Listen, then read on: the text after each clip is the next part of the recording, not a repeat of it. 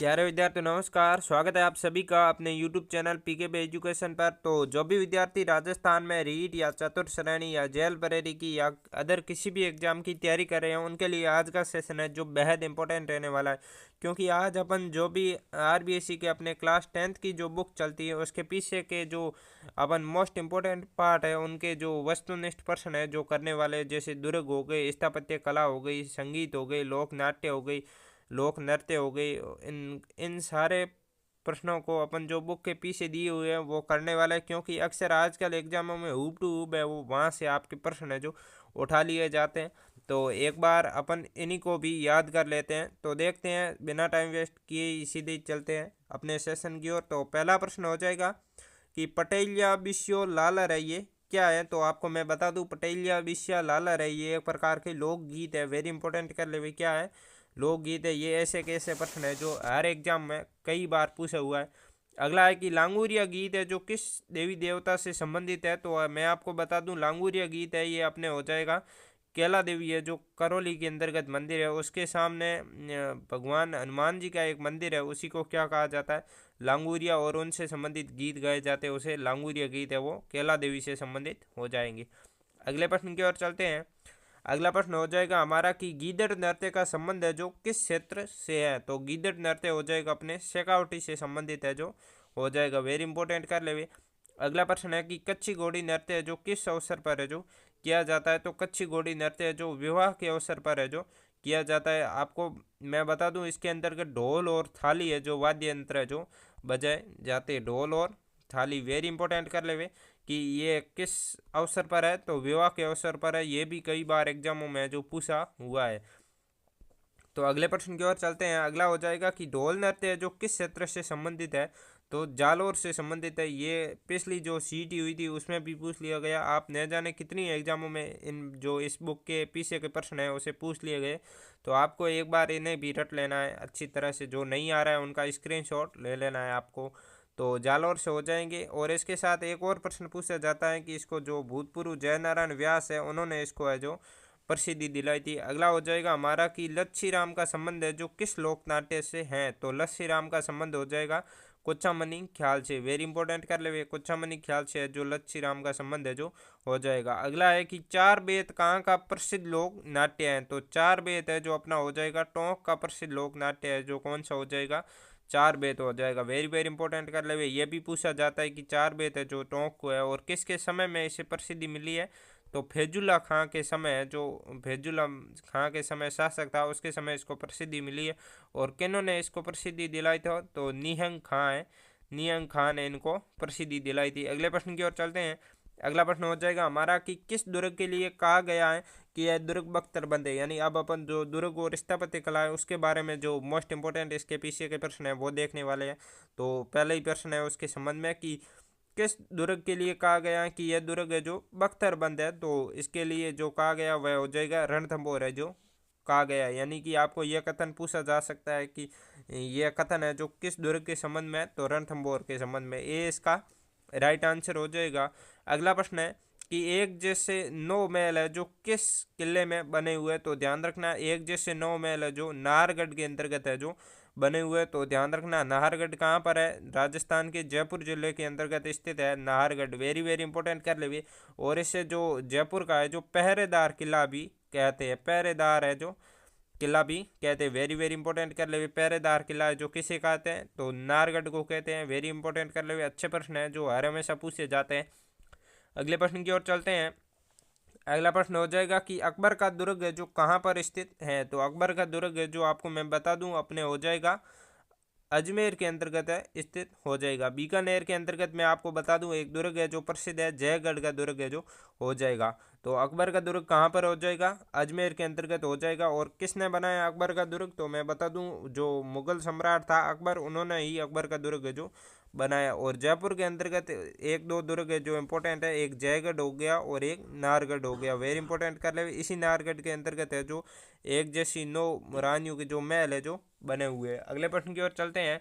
तो अगला, और चित्तौड़गढ़ का दुर्ग है जो चित्तौड़गढ़ के अंतर्गत ही स्थित है। अगला हो जाएगा कि हर्षद माता मंदिर है जो कहाँ पर स्थित है, तो हर्षद माता मंदिर हो जाएगा आबानेरी के अंतर्गत। वेरी इंपॉर्टेंट कर ले, ए इसका राइट आंसर हो जाएगा। ये पिछली पशु परिसर में जो पूछा हुआ है, तो एक बार इन्हें भी ध्यान रखना है। अगले प्रश्न की ओर चलते हैं।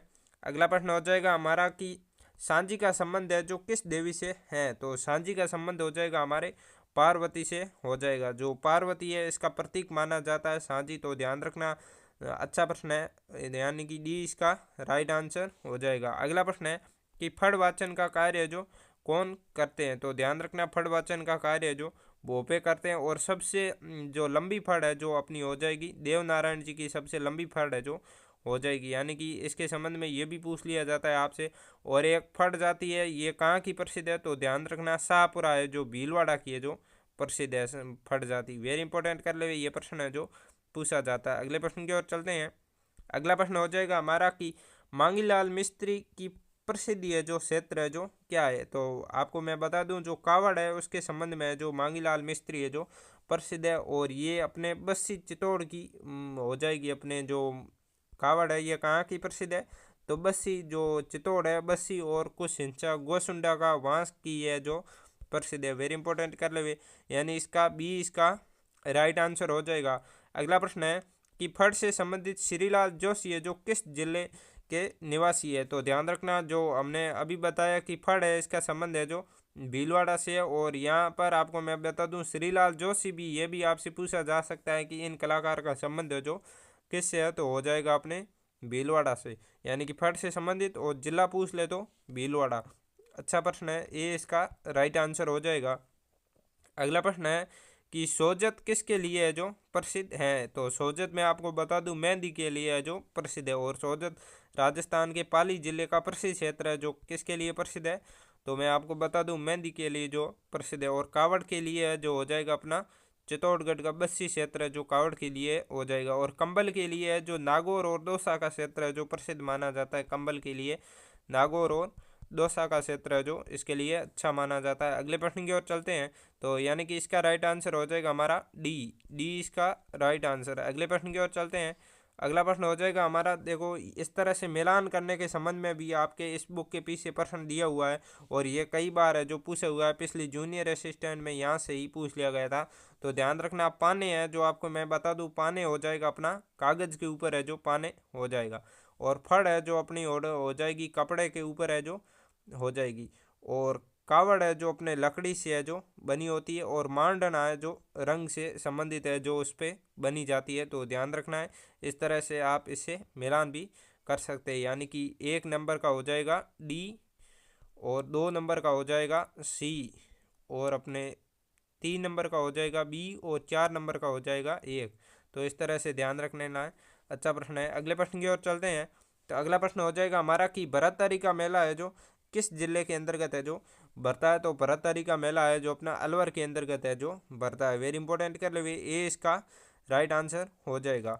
और उदयपुर के अंतर्गत मैं आपको बता दूं जो अपना गिरवा स्थान है जो अपने उदयपुर के अंतर्गत है जो प्रसिद्ध है, तो इम्पोर्टेंट है, ध्यान रखना है। और सिक्कर के अंतर्गत अपने को ध्यान रखना है एक जो प्रसिद्ध है नीम का थाना, वहाँ पर वो अपनी आपको पता है ये शेखावटी क्षेत्र में आता है। और वहाँ इससे ही अलग हुआ नीम का थाना है, इसके अंतर्गत वो अपनी एक सभ्यता है जो प्रसिद्ध है। और उस सभ्यता का आपको है जो नाम बताना है, तो मैं बता दूं इसका नाम हो जाएगा गणेश्वर सभ्यता जो यहाँ की हो जाएगी।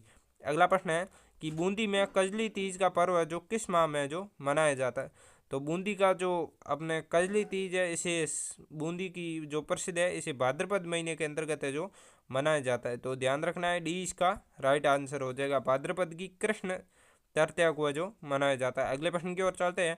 अगला प्रश्न हो जाएगा हमारा कि राजस्थान में लठमार होली है जो कहाँ खेली जाती है, तो ध्यान रखना है लठमार होली कहाँ खेली जाती है, तो श्री महावीर जी जो करौली का प्रसिद्ध है वहाँ स्थान है, वहाँ पर है जो लठमार होली है जो खेली जाती है। इसके साथ एक और होली है जो प्रसिद्ध है यहीं दी हुई है, मैं आपको बता दूं, तो इसका नाम हो जाएगा, एक तो अपने हो जाएगी कोंडामार होली है जो बिनाय अजमेर के अंतर्गत है जो खेली जाती है। और इसके साथ ही पत्थरमार होली है जो बाड़मेर के अंदर की प्रसिद्ध है। तो ध्यान रखना है पत्थरमार होली कहाँ की प्रसिद्ध हो जाएगी, बाड़मेर की। अगला है कि निम्नलिखित में से कौन सा त्यौहार है जो ईसाई धर्म से संबंधित है जो नहीं है तो ध्यान रखना है ईसाई धर्म से संबंधित जो नहीं पूछा है तो नौरोज है जो ईसाई धर्म से संबंधित है जो नहीं हो जाएगा। ये गुड फ्राइडे, ईस्टर और क्रिसमस है, ये ईसाई धर्म के ही त्यौहार है, तो ध्यान रखना इसका राइट आंसर डी हो जाएगा क्योंकि यहाँ नहीं है जो पूछा है और ये इसका ईसाई का धर्म का नहीं है। अच्छा प्रश्न है, ध्यान रखना कई बार पूछा हुआ है, इस तरह से प्रश्न है जो पूछ लिए जाते हैं।